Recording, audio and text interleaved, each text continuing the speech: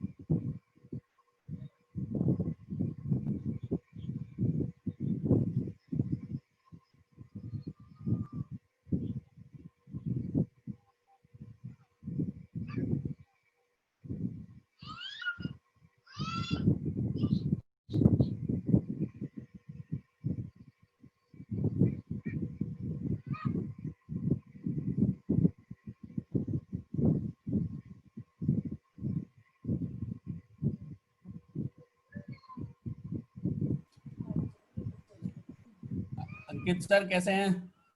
बस सर एकदम बढ़िया, आप बताइए। आपके बच्चों की मैं बड़े अच्छे से रिपीट क्लास लेता हूँ। अच्छा, तो कुछ समझ में भी आ रहा है ना इस वाली क्लास में? सया सब रिपीट ही करवा रहे हैं दोबारा से? नहीं नहीं, मैं तो थोड़ा इस तरीके से लेता हूँ, जो आप थ्योरी बताते हैं ना, मैं फिर उसको प्रैक्टिकली करके दिखाता हूँ कौन सी चीज कहाँ यूज हो रही है। अच्छा कल आपकी क्लास में बीच में जाना पड़ गया था मुझे, अच्छा अच्छा। तो फिर भी मैंने अभी तक का जितना आपने कराया ना उतना मैंने सब करा दिया इन्हें बड़े अच्छे से एग्जाम्पल के साथ। ठीक है ठीक है। मैंने वो बाकायदा व्यूज में हाइपरलिंक्स बना के और अलग अलग एक्शंस और कंट्रोल यूज करके, तो वो मैंने इनको चलवा के दिखाया था आज, ठीक है, जिससे बढ़िया इनको है। पता चल जाए कि असल में मल्टीपल एक्शंस जो हैं, पर वो कोई यूआरएल से तो टाइप करेगा नहीं, तो एक्शन को यूज कैसे किया जाएगा इन व्यूज के हाँ, साथ। तो एक एक्शन लिंक के थ्रू आप दूसरे एक्शन पे मूव कर हाँ, सकते हैं। वो मैंने सब बनवा दिया था इनको।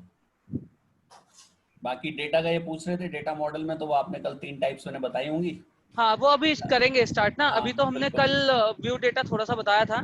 तो मैंने अभी भी हम बस इनको आज वही बताया, मैंने इनको जो बैग वाला था बस वही बताया, उससे ज्यादा कुछ नहीं बताया अभी। हाँ ठीक है, आज हम चलेंगे उससे आगे।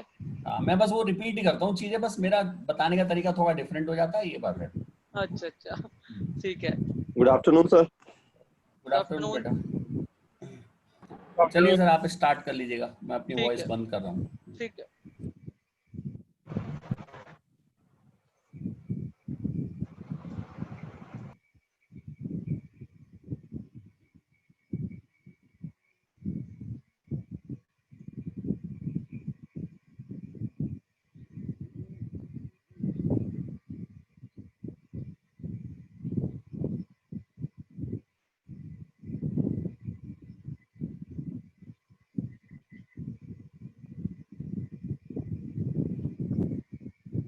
So I'm just opening similar application, the same one which we used yesterday.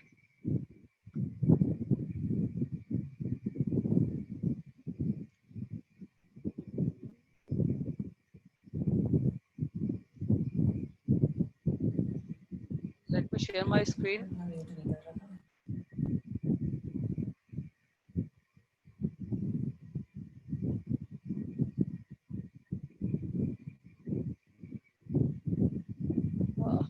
Let me know once you're able to see my screen.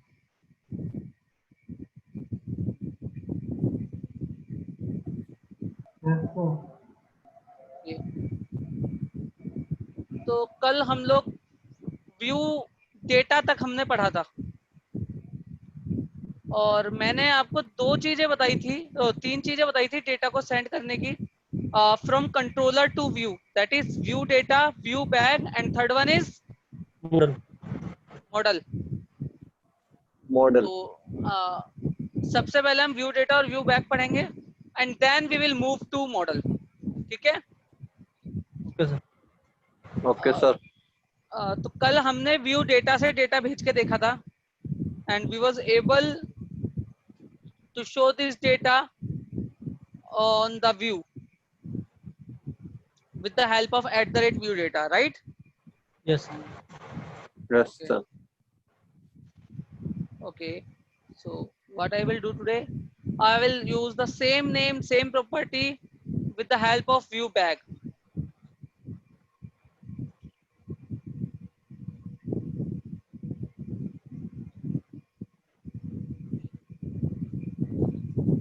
So I'm just commenting this code, and in place of view data now I will use view bag.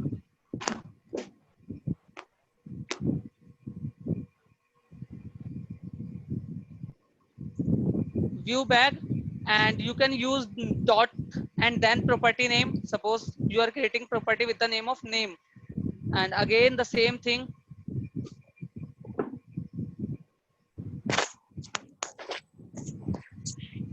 Right. तो in place of view data इस बार हमने क्या use किया, view bag. अब इस view bag का data मैं HTML पे एक्सेस करूंगा. कैसे करूंगा, थोड़ा ध्यान से देखिएगा.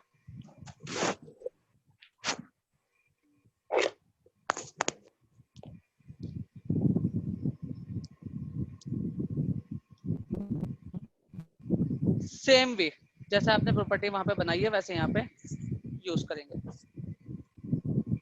और चलाएंगे तो ये परफेक्ट चलेगा.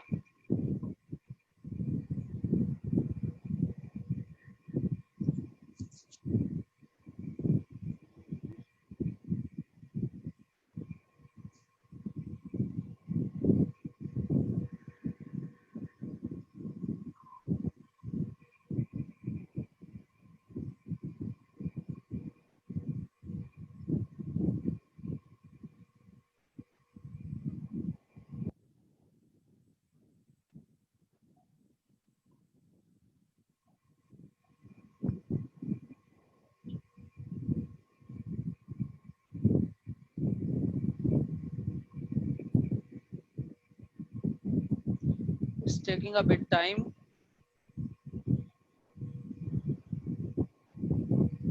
So it's working fine. तो अगर कोई मुझसे पूछे कि सिमिलर वे में मैंने व्यू डेटा यूज किया था, सिमिलर वे में मैंने व्यू बैग यूज कर लिया, तो फर्क क्या पड़ा? Yes, दोनों sir. सेम ही तो रहे. व्यू बैग यूज करूं या व्यू डेटा यूज करूं, दोनों सेम ही तो है. ऐसा नहीं है. .NET फ्रेमवर्क 4 में एक कीवर्ड आया दैट इज डायनामिक. किसी को पता है उसके बारे में? Yes sir. क्या होता है dynamic? Sir I think different database का डेटा हो गया, अलग-अलग जगह से कह सकते हैं. Could you please speak a bit loud? थोड़ा जोर से बोलेंगे आप? सर मैं बोल रहा हूँ कि कह सकते हैं कि अलग-अलग जगह से डेटा को फैच करना किसी भी पेज पे. नहीं नहीं, बिल्कुल भी नहीं. डायनामिक का ये मतलब बिल्कुल भी नहीं था. सर रन टाइम पे ऑपरेशन परफॉर्म करना हम डायनेमिकली. ओके. .NET सबने करी है ना? Yes sir. फिर ऐसी बातें कर रहे हो. Yes sir. डायनामिक क्या कहता रनिंग है? टाइम पे डेटा सेव करने के लिए. अच्छा, बहुत बढ़िया बहुत बढ़िया. और किसी के पास कोई पॉइंट है?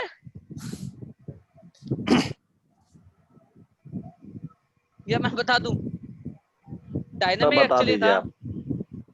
बता देता हूं. डायनामिक एक्चुअली था, अगर मैंने एक वेरिएबल बनाया इंट, सपोज कीजिए इंट ABC, मैं इसके अंदर 5 ही डाल पाऊंगा. अगर मैं इसके अंदर अंकित डालने की कोशिश करूंगा तो ये एरर दे देगा. एरर कि आप स्ट्रिंग को इंटीजर sir. के अंदर नहीं असाइन करा सकते. सिमिलरली अगर मैं स्ट्रिंग टाइप का इसे बनाता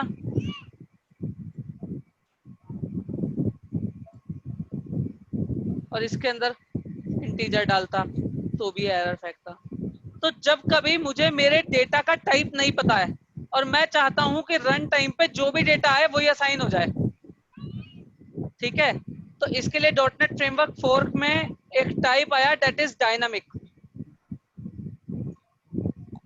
डायनामिक ABC बनाया आपने. इसके अंदर आप जो चाहे वो डाले रन टाइम पे, ये उसका टाइप लेगा. 5 डालेंगे तो भी ये वैल्यू में कोई प्रॉब्लम नहीं आएगी, और अगर आप इसकी जगह पे इसमें स्ट्रिंग डाल देंगे तो ये स्ट्रिंग बन जाएगा. राइट. इसके अंदर आप कुछ भी डाल सकते हैं. रन टाइम पे जिस टाइप की वैल्यू इसके अंदर आएगी ये उस टाइप का टाइप असाइन कर लेगा. Right.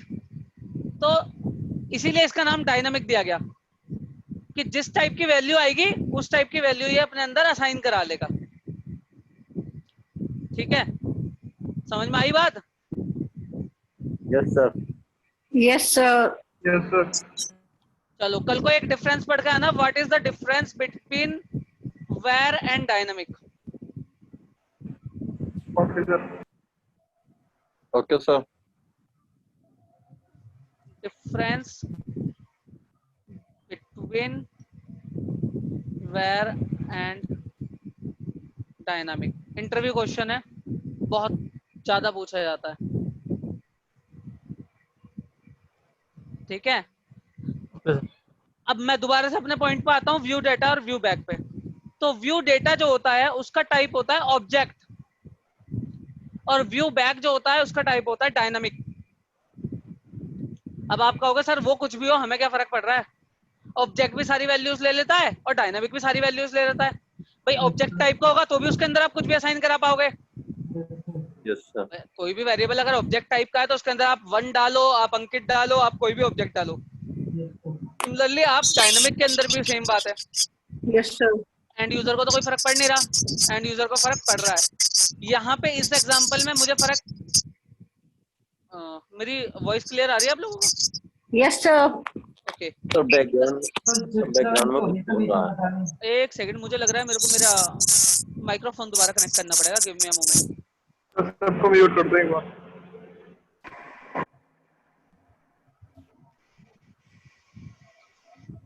Hello, yes sir. Okay it's better now.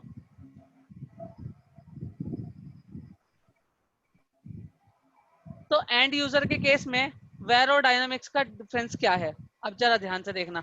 अभी तक इंटीजर था तो कोई फर्क नहीं पड़ रहा था, लेकिन अगर ये इंटीजर की जगह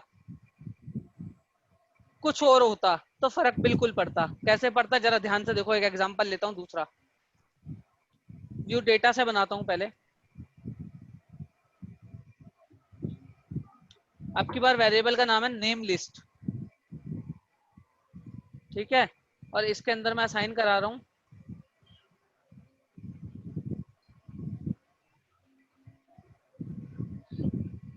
ये तो समझते होंगे ना लिस्ट कैसे बनाते हैं, पता है सबको? लिस्ट कभी यूज नहीं किया?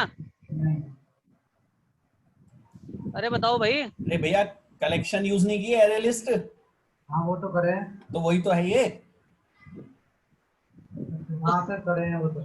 अच्छा ठीक है, एक लिस्ट बनाते हैं, उसके अंदर कुछ नेम्स हम लोग ऐड करा देते हैं, अंकित स्लैश हर्ष स्लैश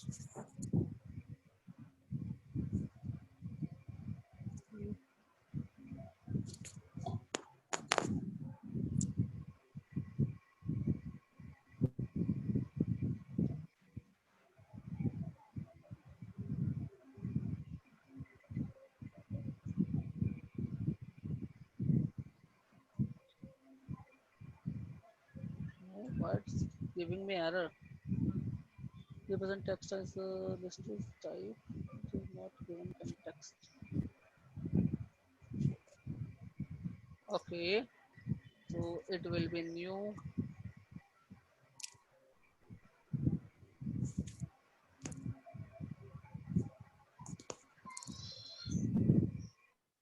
राइट।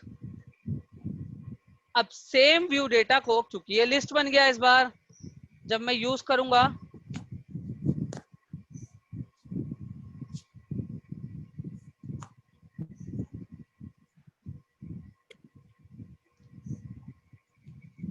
यहाँ पे, तो इस बार मैं फॉर ईच लूप के साथ यूज करूंगा। डॉटनेट का फॉर ईच लूप याद है सबको? Yes sir. Yes sir. Yes sir.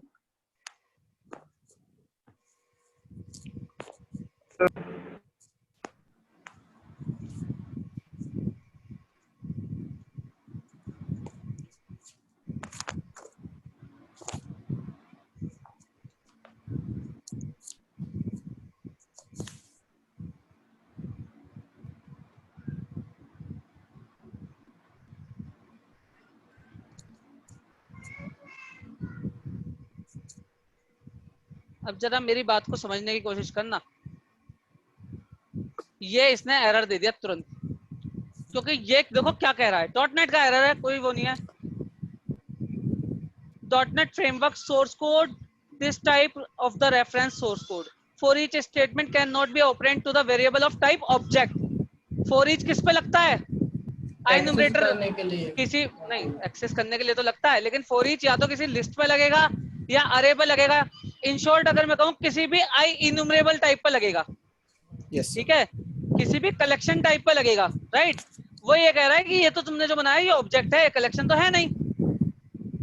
तो आपको यहाँ पे टाइपकास्ट कराना पड़ेगा इसको as a list of string. String, तब जाके साहब मानेंगे.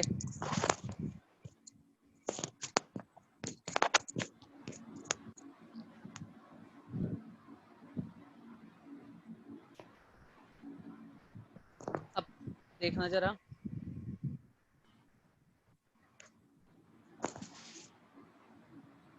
रीरन करता हूँ एप्लीकेशन को.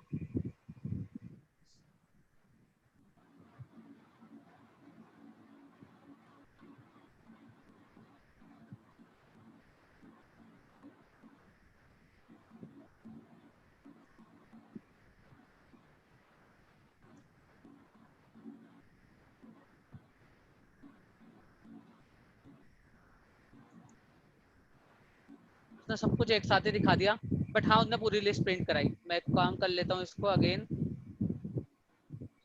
यहाँ पे एक यूआईएल बना लेता हूँ.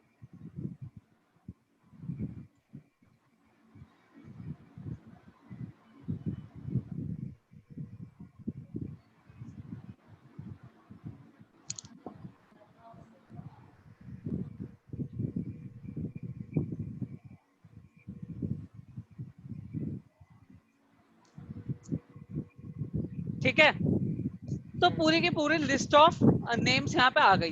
बट फर्क क्या पड़ा, जब पिछली बार केवल एक स्ट्रिंग ली थी तो मुझे टाइपकास्ट नहीं करना पड़ा था, बट जैसे ही मैंने लिस्ट ली तो मुझे ऑब्जेक्ट को टाइपकास्ट करना पड़ा जिस टाइप का ऑब्जेक्ट मैंने बनाया था उस टाइप में. ठीक है, Yes, sir.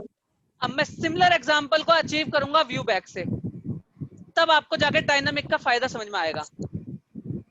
एक और मेथड बनाता हूं.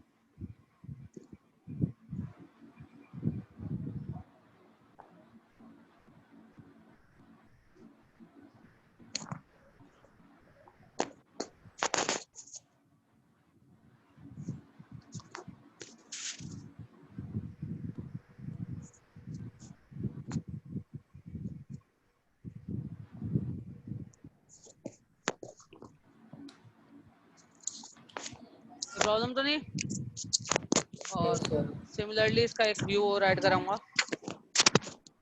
राइट क्लिक, ऐड व्यू क्यों नहीं करने दे रहा मुझे, क्योंकि एप्लीकेशन रनिंग में है.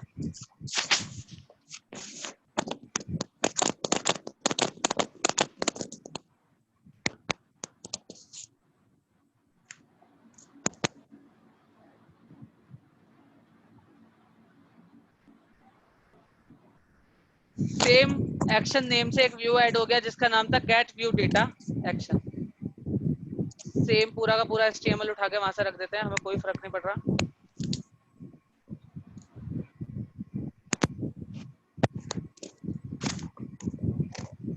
बस इसके अंदर एक चीज रख देते हैं, congratulation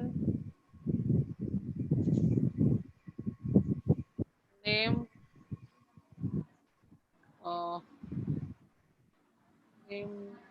list, congratulations below persons for prize. और एक और लाइन डाल देता हूं मैं इसमें,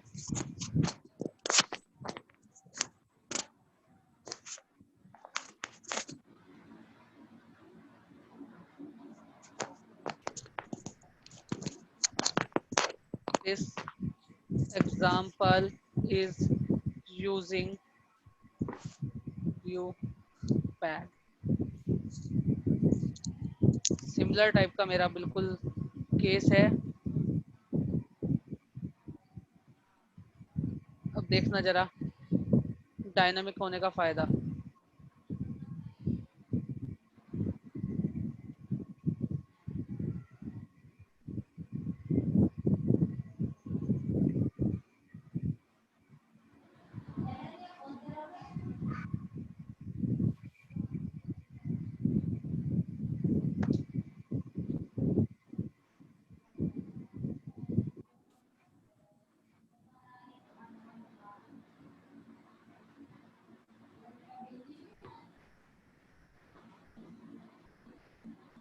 परफेक्ट चला। अब Yes, sir. फर्क क्या पड़ा वो देखो जरा। फर्क ये पड़ा कि जब मैंने व्यू डेटा यूज किया था तब मुझे टाइपकास्ट करना पड़ा था, लेकिन व्यू बैक क्योंकि डायनामिक टाइप का है वो रन टाइम पे अपने आप इसको लिस्ट ऑफ स्ट्रिंग में कन्वर्ट कर लेगा, उसको टाइपकास्ट करने की जरूरत नहीं है। यही फायदा था डायनामिक कीवर्ड के आने का, और इसीलिए व्यू डेटा एमवीसी फ्रेमवर्क 2 के साथ आया था और व्यू बैक एमवीसी फ्रेमवर्क 3 के साथ आया था, क्योंकि एमवीसी फ्रेमवर्क 2 के टाइम पे डायनामिक कीवर्ड ही ऐड नहीं हुआ था डॉटनेट फ्रेमवर्क में। ठीक है, Okay, sir. Yes, sir. तो डायनामिक का फायदा सिर्फ हमारे को इतना मिला कि आपकी टाइपकास्टिंग बच जाती है। Yes, sir. Yes, अब sir. इन्होंने ऐसा किया क्या, तो अल्टीमेटली एक कंसेप्ट बता देता हूँ। व्यू डेटा कुछ नहीं है, view data just a wrapper on view bag है। Oh, view bag is a wrapper on view data है, मतलब इंटरनली वो व्यू डेटा ही है, उसके ऊपर एक रैपर लिख के उसे व्यू बैग बना दिया है। कैसे वो बताता हूँ।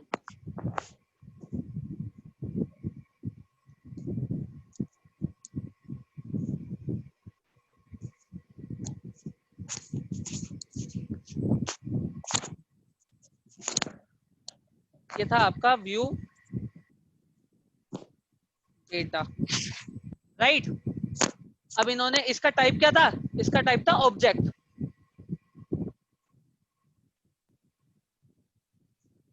इक्वल्स टू ऑब्जेक्ट था इसका टाइप, राइट। समझ में आ रही है मेरी बात। इन्होंने क्या किया, इसके ऊपर एक और रैपर लिखा, जिस रैपर को बोला व्यू बैग।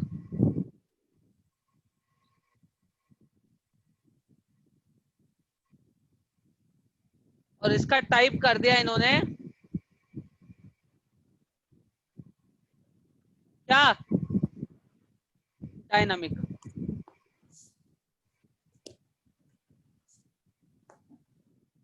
इंटरनली आप जब व्यू बैग में डेटा सेव करते हो तो वो उसी कलेक्शन को रेफर करता है जो व्यू डेटा का है।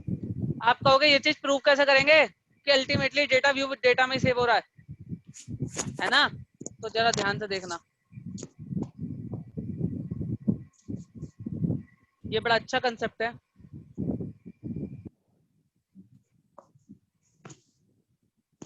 और ये आपको रियली ही कहीं मिल पाएगा।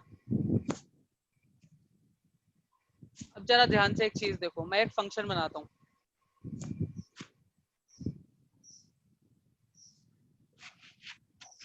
पब्लिक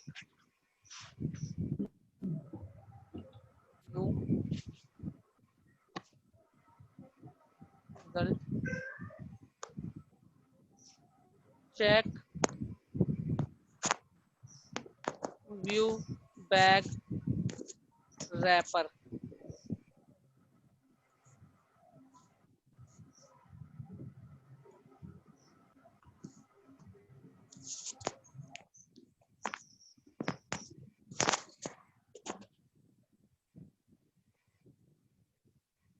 ठीक है, इस मेथड में मैं एक वेरिएबल लूंगा जिसका नाम होगा नेम।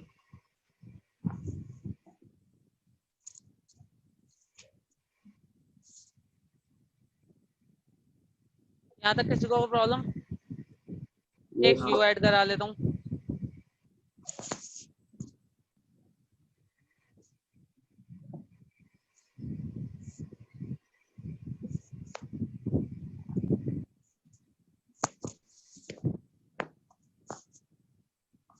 ठीक है, जो मेरा व्यू ऐड हुआ है यहाँ पे मैं काम करता हूँ, जो भी व्यू डेटा है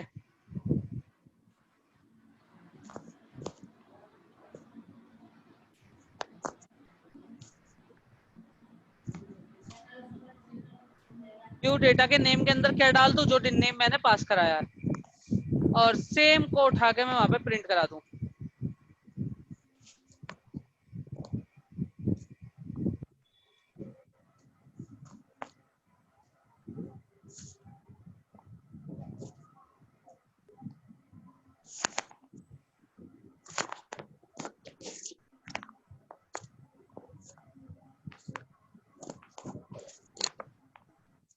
ठीक है, कुछ नहीं किया, एक नेम क्वेरी स्ट्रिंग से रिसीव किया, उसे व्यू बैग में डाल दिया और व्यू बैग वाले नेम को उस पेज पे प्रिंट करा दिया। इतना ही किया है ना, और तो कुछ नहीं किया। Yes sir. अब जरा Yes, sir. चला लेते हैं इसे।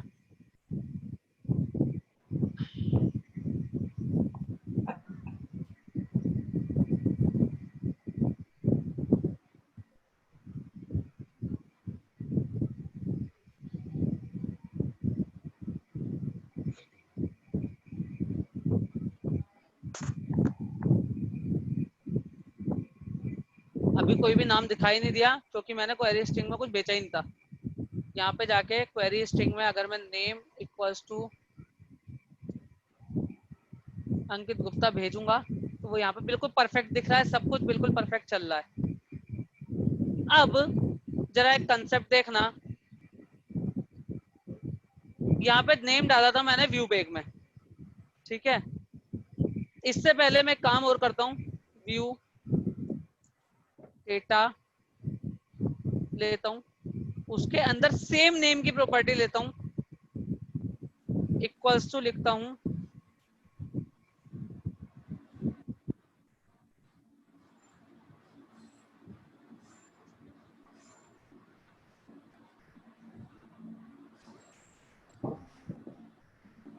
और इस व्यू डेटा वाली प्रॉपर्टी को भी उठा के वहां पे प्रिंट कर देता हूँ।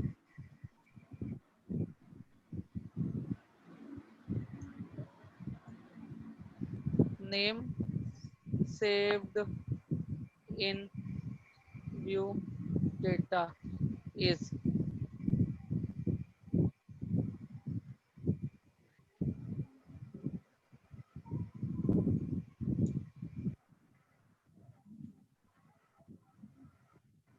ठीक है, और इसको receive from query string and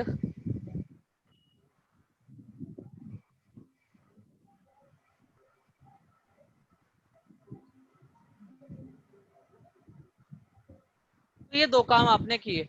अब बताओ मुझे पेज पे क्या क्या प्रिंट होना चाहिए अगर मैं इसको रन करूंगा तो। जो HTML पेज बनेगा उस पर क्या प्रिंट होना चाहिए? नेम। हाँ बताओ। नेम। Name received. सर और ये पहले लिखा है name receive from query string and save in view bag is, जो भी आप क्वेरी स्ट्रिंग में नेम डालोगे वो आएगा, और जस्ट उसके नीचे name save in view data is, जो आपने व्यू डेटा नेम के अंदर जो भी वेरिएबल का नाम डाला है वो सेव वो आएगा। अच्छा पक्का? अब जादू देखना।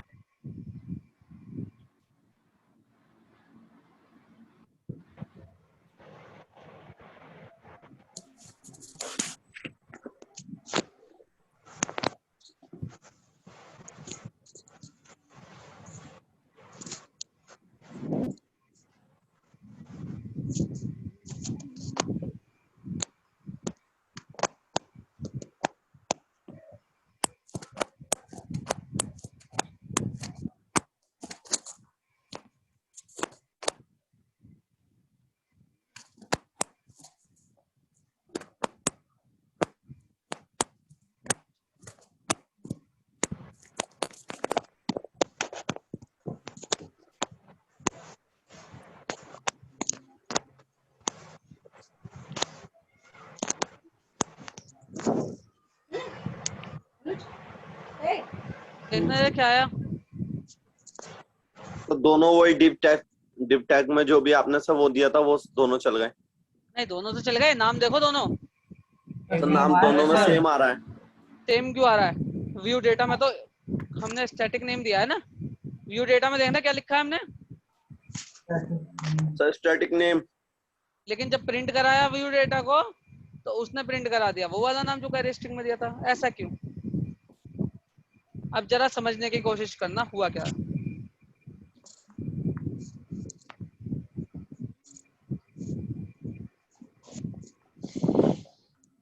कोड में यहाँ पे दिखा रहा हूँ। सबसे पहले था जब इनिशियली, जब तक क्वेरी स्ट्रिंग में डेटा नहीं आया था, व्यू डेटा नाम का एक कलेक्शन था, उसके नेम की जो वैल्यू थी वो वैल्यू थी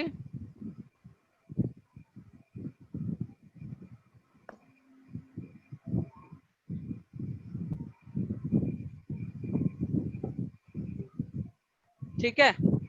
और व्यू बैग वाले की जो थी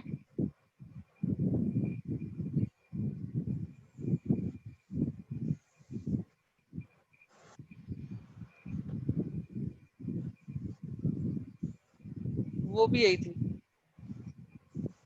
मतलब व्यू बैग मैंने साइन ही नहीं कराया था तब तक।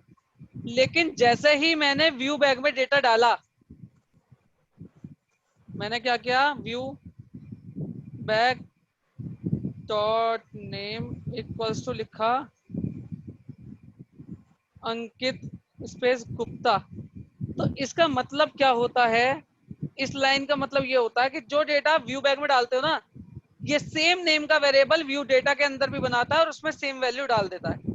तो ये जाएगा, ये क्या करेगी, इस लाइन का असर देखना, इस लाइन का असर होगा, ये कर देगा व्यू डेटा, उसके अंदर जाके एक प्रॉपर्टी बनाएगा नेम से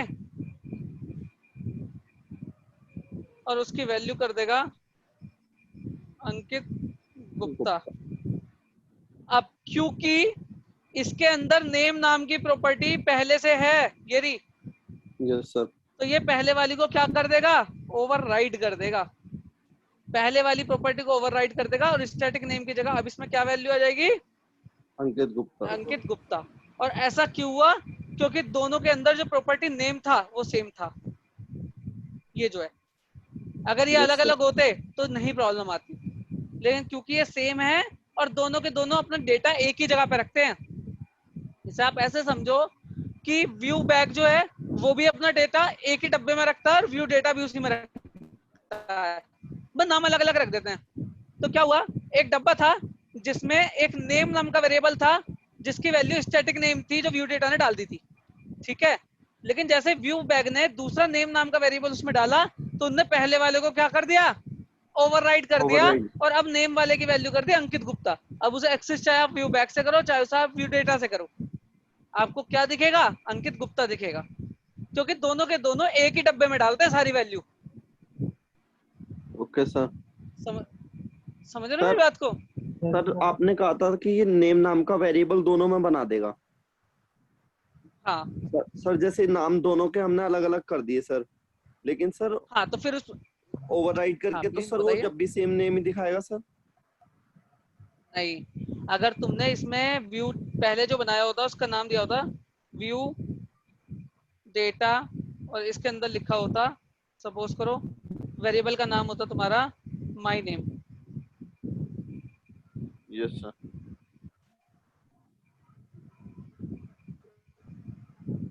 अब इस कॉन्सेप्ट को समझना, पहले से डब्बे में वैल्यू कौन सी पड़ी है, माय नेम की, तुमने जाके एक वेरिएबल और ऐड नेम डाल की और डाल दी। अब आने के आपके डब्बे में दो बॉल हो गई जिसमें कि एक बॉल का नाम है माय नेम और एक का नाम है नेम, यस सर, है ना। पहले क्या हो रहा था, डब्बे में पहले वाली नेम नाम से वैल्यू पड़ी थी और वो उसको जाके ओवरराइड कर रहा था। ये फाइल में भी तो होता है, जब आप सेम नाम की फाइल को एक फोल्डर में डालने की कोशिश करते हो, अगर फाइल का नाम सेम है तो वो पूछता है ओवरराइड करना है या नहीं करना।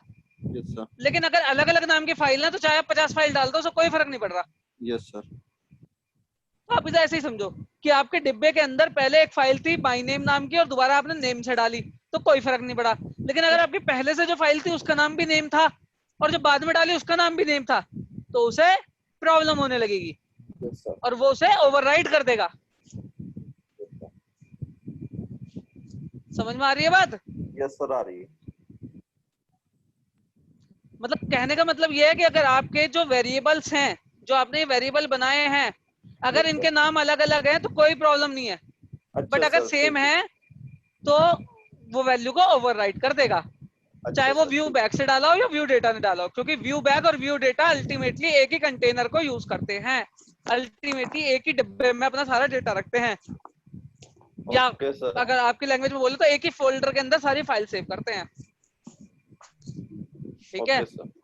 वैसे अल्टीमेटली वो कलेक्शन होता है, वो आप थोड़ा हाई लेवल पे पहुंचेंगे, अल्टीमेटली एक कलेक्शन होता है तो उसमें सेम नाम के वेरिएबल होते हैं, इसलिए नहीं चलता। तो ये जो कंसेप्ट है ये बहुत अच्छा कंसेप्ट है और बहुत 99% लोगों को पता नहीं होता। मेरे से भी एक बार बहुत पहले एक इंटरव्यू में पूछा गया था, when I was young and I have around 2-3 years of experience, तब मुझसे एक क्वेश्चन पूछा गया था कि मेरे पास व्यू बैग है, उसमें एक वेरिएबल पड़ा है सेम नेम से, एंड देन व्यू डेटा से मैंने सेम नेम का वेरिएबल डाल दिया, तो क्या होगा।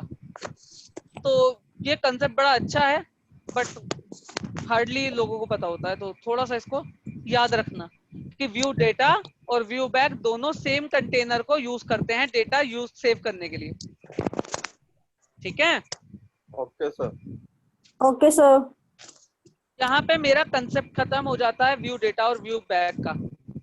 तो व्यू डेटा और व्यू बैग में कुछ डिफरेंसेस हैं जो बता दूं मैं। कोई भी पूछेगा difference between view data and view bag, ये इंटरव्यू क्वेश्चन है।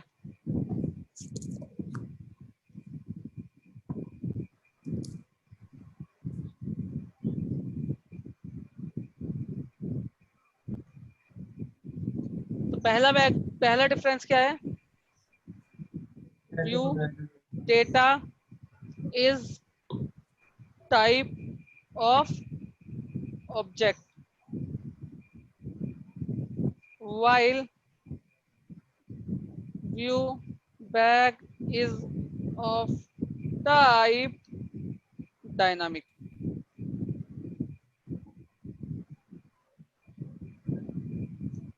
ठीक है, पहला डिफरेंस तो मेरा ये हो गया। किसी को कोई प्रॉब्लम इसमें है तो बता दो। No sir. दूसरा डिफरेंस हो गया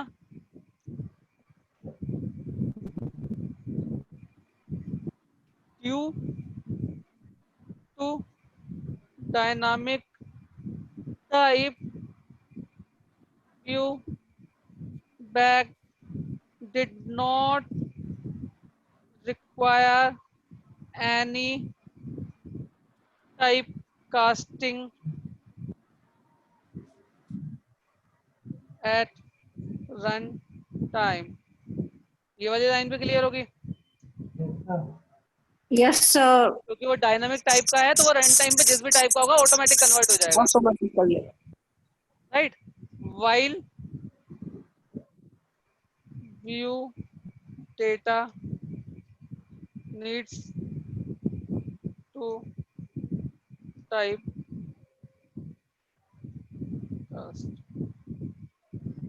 और इसको हम ये कह सकते हैं while view data needs external typecast। हमने करना पड़ा था ना, मैं एक्सटर्नली मैनुअल टाइपकास्टिंग का कोड लिखा था ना हमने व्यू में। ठीक है, यस सर। एक थर्ड लाइन है, वो डिफरेंस नहीं है, ये कंसेप्ट है।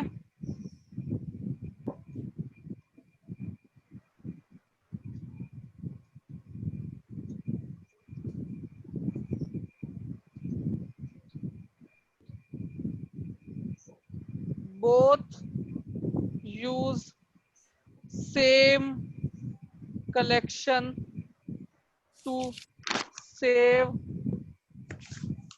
their data।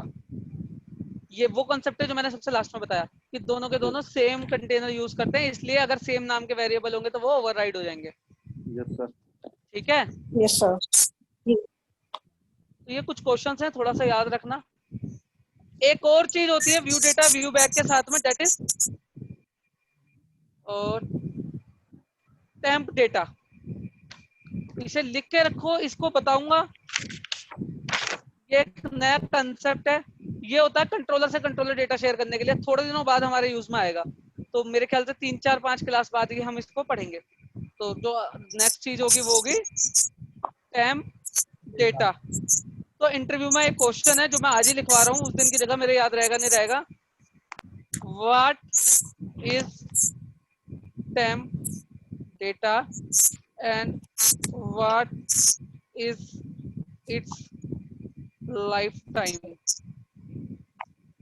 तो ये जिस दिन टेम्प डेटा पढ़ाऊंगा उस दिन ये पूरा क्वेश्चन बताऊंगा, ठीक है। बट ये क्वेश्चन इंटरव्यू में बहुत ज्यादा पूछा जाता है। जहां भी व्यू डेटा व्यू बैक पूछा जाएगा उसके बाद में वो बिना बात के इसमें टाइम डेटा और चिपका देता है। ठीक है, यस सर। तो यहाँ पे व्यू डेटा व्यू बैक खत्म हो जाता है। अब हमारा एमवीसी का थर्ड कंसेप्ट चलता है। एमवीसी के 2 कंसेप्ट हम लोगों ने बड़े अच्छे से पढ़ लिए हैं, that is controller and view. अब मेरा एमवीसी का थर्ड कंसेप्ट आता है, that is known as model. ठीक है, अब मॉडल क्या होता है?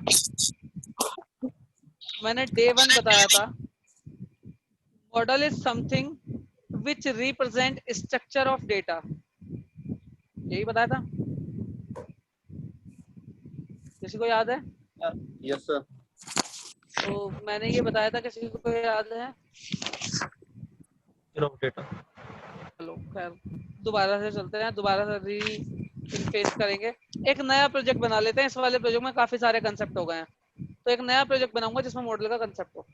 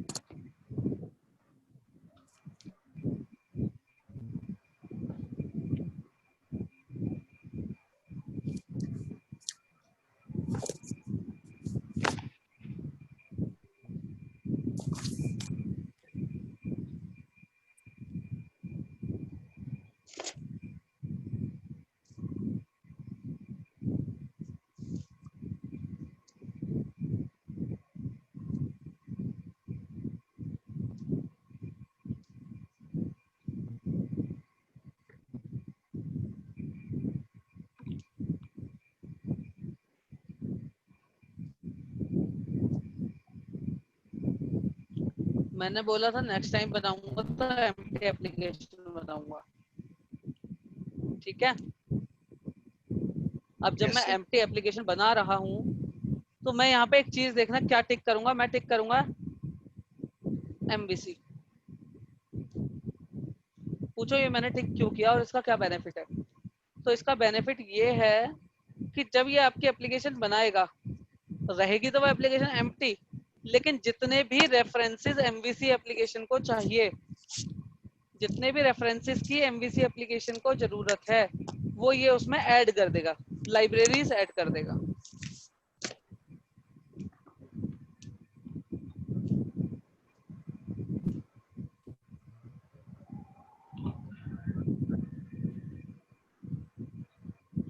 एम्प्टी एप्लीकेशन बना रहा है तो बहुत ज्यादा टाइम नहीं लेगा।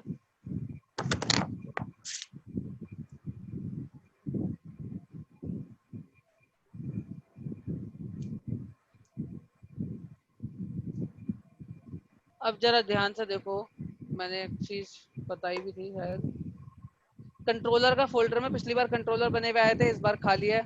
मॉडल का फोल्डर भी खाली है, व्यू का फोल्डर भी खाली है, जस्ट एक कॉन्फ़िग पड़ी हुई है। ये कॉन्फ़िग का क्या यूज होता है वो बाद में बताऊंगा, ठीक है? और रेफरेंसेस में इनने कुछ रेफरेंसेस खुद से ऐड करके दिए हैं जिनसे हमारा कोई मतलब नहीं है, एमवीसी के डिफॉल्ट रेफरेंसेस दिए उसने। सेम इसने यहाँ पर राउट डॉट कॉन्फ़िग फाइल बना के दी है, ठीक है, जो कि डिफॉल्ट राउट है। किसी को कोई प्रॉब्लम है यहाँ तक? No sir. No, sir. तो यहाँ मैं एक कंट्रोलर ऐड कर रहा हूँ,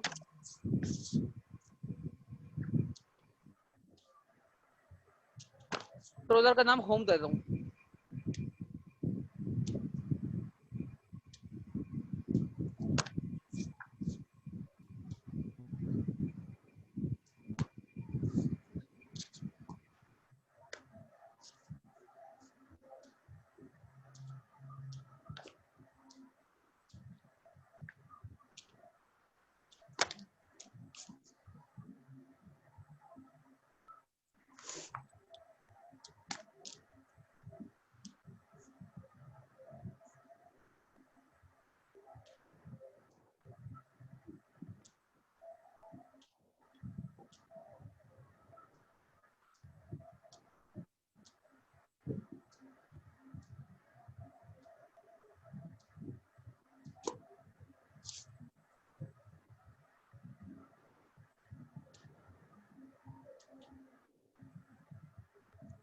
स्क्रीन शो नहीं हो रही है।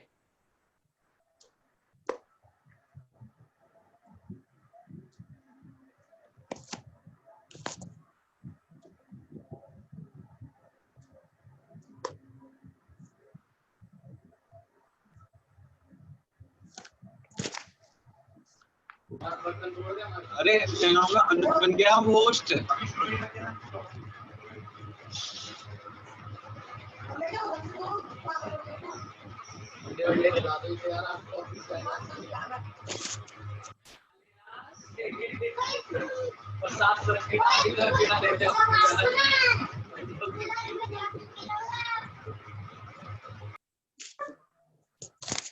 Hello hello. हाँ भाई हिमांशु सर निकल गए हैं शायद। स्क्रीन शो नहीं हो रही। बेटा मैं सर को फोन कर रहा हूँ, सर पता नहीं शायद लॉग आउट हो गए। Okay sir. सर आगे वापस।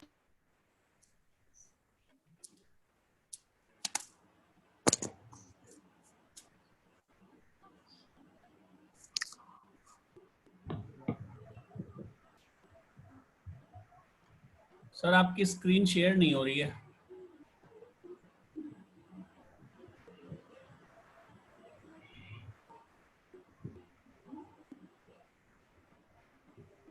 आप लॉग आउट हो गए थे, वॉइस भी आपकी म्यूट हो गई। हाँ हाँ, वो एक्चुअली मेरा इंटरनेट कनेक्शन ही चला गया था, अच्छा मुझको अच्छा। दोबारा कनेक्ट करना पड़ा।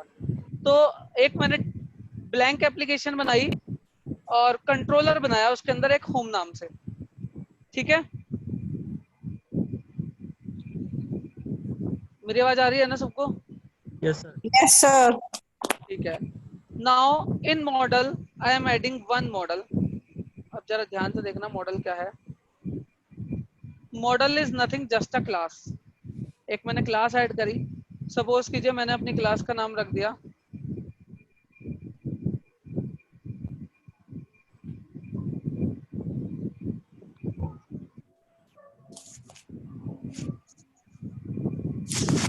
अब क्योंकि ये मैंने मॉडल क्लास बनाई है, इसके अंदर मैं कुछ प्रॉपर्टीज बनाऊंगा।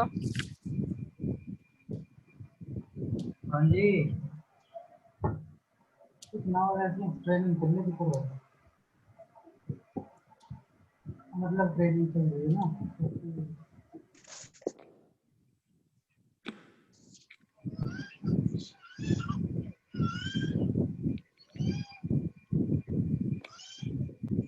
स्ट्रिंग नेम लिया, देन स्ट्रिंग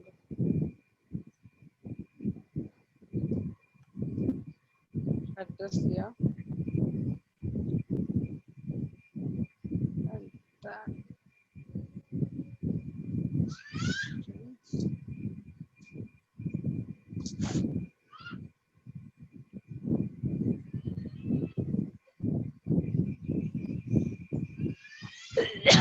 सॉरी, मैंने एक मॉडल क्लास बना ली।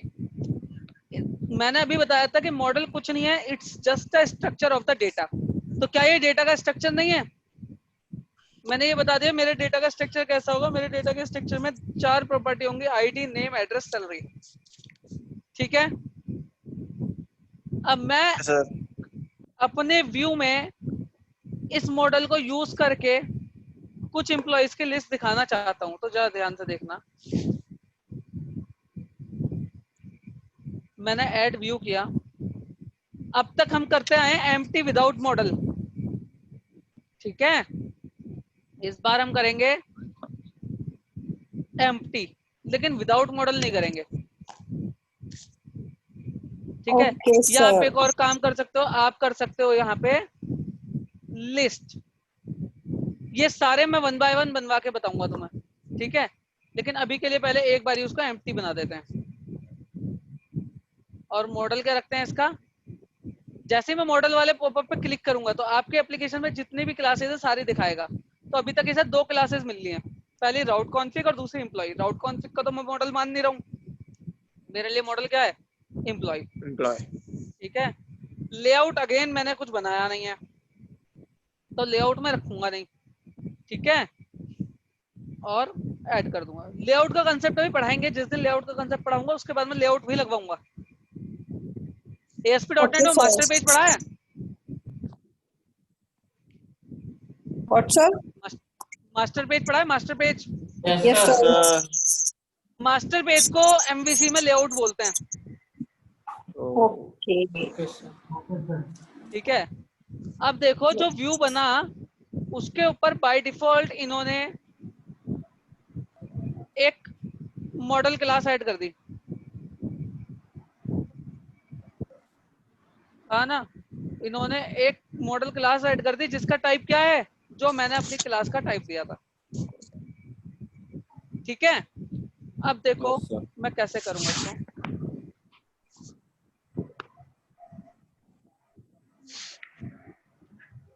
इंडेक्स क्लास में मैं यहाँ पे जो भी मेरी मॉडल क्लास है अभी के लिए उसका एक ऑब्जेक्ट बनाऊंगा।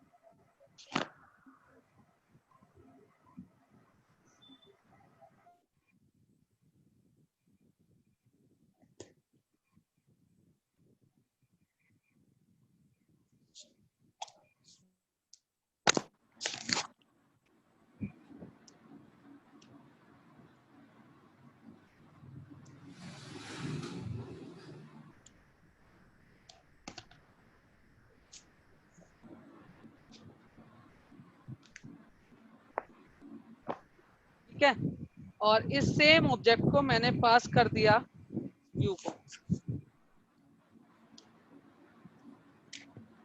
मैंने एक एम्प्लॉय बनाया जिसका कुछ डेटा करा और उस डेटा को एज अ मॉडल पास कर दिया व्यू को। ठीक है, अब मैं व्यू पे इसको जाके यूज करूंगा।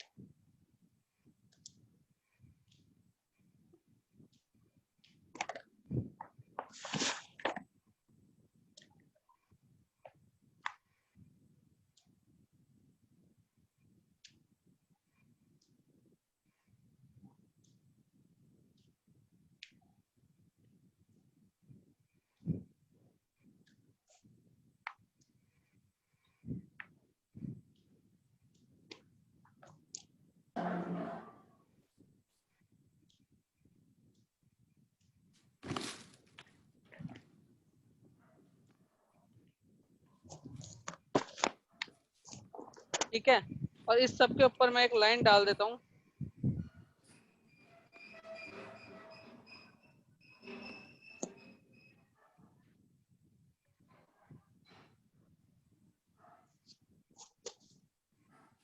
ठीक है, कंट्रोल एस, और अब मैं इसको व्यू को चलाता हूँ।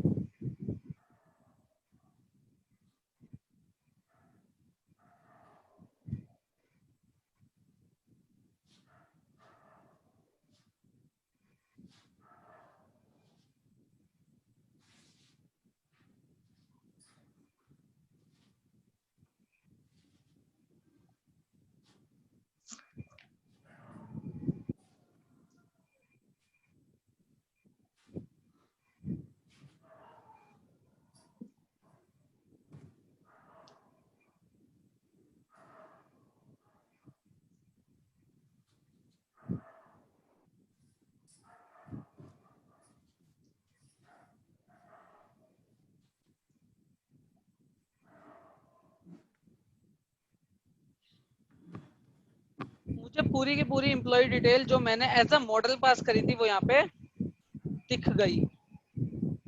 ठीक है, हाँ जी सर। किसी को कोई प्रॉब्लम इसमें? No sir. तो आपने मॉडल कैसे पास किया यहाँ आपने एक अच्छा, हाँ एक चीज और बताओ, ये समझ में आया क्या किया है मैंने, ये कैसे ऑब्जेक्ट बन गया, न्यू करके ऐसे कैसे बन गया? अगर नहीं समझ में आता है तो आप इसको ऐसे भी बना सकते हो। जो कि आप शायद बनाते होंगे। आप शायद एम्प्लॉय को ऐसे बनाना पसंद करेंगे।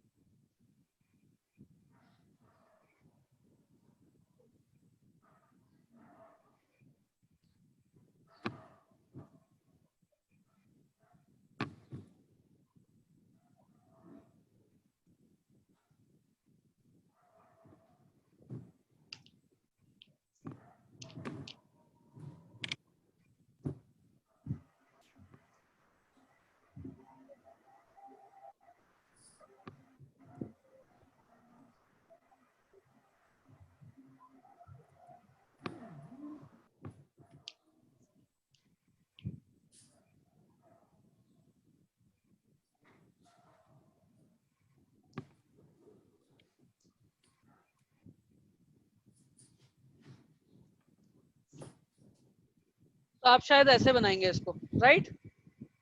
एक ऑब्जेक्ट बनाएंगे एम्प्लॉय डेटा का और उसमें 1 बाय 1 प्रॉपर्टीज की वैल्यू डालेंगे। तो कोई फर्क नहीं है, जो मैंने लिखा है जस्ट वो शॉर्टकट है। इस कंसेप्ट को बोलते हैं इंस्टेंट ऑब्जेक्ट इनिशियलाइजेशन। ओके। तो आप ऑब्जेक्ट को बना के ही हमें उसकी वैल्यू इनिशियलाइज करा देते हैं, तो इसको बोलते हैं इंस्टेंट ऑब्जेक्ट इनिशियलाइजेशन। ठीक है, तो आप ऐसे करो या आप ऐसे करो, एक ही बात है। ठीक है, ओके सर। Okay sir. जो भी आपने मॉडल बनाया है, जो भी मॉडल का ऑब्जेक्ट बनाया, वो सेम ऑब्जेक्ट आपको व्यू के अंदर पास करना पड़ेगा। ठीक है, ओके सर। Yes sir. और व्यू के अंदर उसको पास करके, सॉरी, व्यू के अंदर उसको पास करके आपको वो HTML पेज में @model के अंदर मिल जाएगा, जिसको आप यूज कर सकते हैं। ठीक है, क्लियर है ना? यस सर, क्लियर है। अब इसमें एक और बात है, अगर आपने व्यू बनाते समय उसे एम्प्टी विदाउट मॉडल बना लिया है तो भी कोई बात नहीं है, आप उस व्यू में जाके ये लाइन डायरेक्टली लिख दें उसके HTML पे, तो भी ये बिल्कुल ठीक चलेगा। Okay sir. ठीक है, वो मैं कल बताऊंगा। और व्यू बहुत सारी तरीके से बनाने बताऊंगा, डिफरेंट टाइप के मॉडल्स के थ्रू डिफरेंट टाइप के टेम्पलेट्स इसने MVC ने दिए हैं, वो सारी बनवाऊंगा। प्लस आपकी कस्टमाइज टेम्पलेट आप कस्टमाइज HTML पे बना सकते हैं, वो भी बनाएंगे। तो अभी हम आने वाले 3-4 दिन तक मॉडल की टेम्पलेट्स और MVC की टेम्पलेट्स और इन सब पे काम करेंगे और सीखेंगे इन्हें। ठीक है, लेकिन जो मॉडल का कंसेप्ट है वो यही है कि आपको मॉडल नाम का एक ऑब्जेक्ट बना लेंगे, क्लास बना लेंगे एक, यहाँ से आपको स्ट्रक्चर पता चल जाएगा क्या है आपका ऑब्जेक्ट का, और उसमें आप डेटा भर के, उस ऑब्जेक्ट में आप डेटा भर के जो व्यू कॉल कराते हैं रिटर्न में, उसके अंदर उस ऑब्जेक्ट को पास करा देंगे। सेम ऑब्जेक्ट आपको आपके HTML पेज पे मिल जाएगा और उसको उठा के आप किसी भी तरह व्यू करा देंगे। व्यू कराने का तरीका अगेन वही है, @model.id या @model डॉट लगा के जो भी प्रॉपर्टीज आपने वहां पे दी हैं अपनी क्लास में, वो सारी प्रॉपर्टीज आपको यहाँ पे एक्सेस हो जाएंगी। ठीक है, कल को मैं इसके कुछ और एग्जांपल्स बनवाऊंगा, थोड़े और ज्यादा डेटा के साथ खेलेंगे, और जितना ज्यादा करेंगे उतना ज्यादा अच्छे से समझ में आएगा। ठीक है, यस सर। यहाँ तक कुछ डाउट है तो अभी पूछ सकते हो।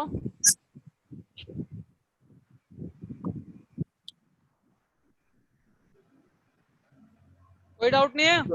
सर और तो करेंगे सर जब पता चलेगा सर, थोड़ा करके देखेंगे जब पता चलेगा। ठीक है, ठीक है। तो आज की क्लास में हमने किया व्यू डेटा, व्यू बैग, दोनों में डिफरेंस, दोनों में सिमिलैरिटी, देन हमने किया मॉडल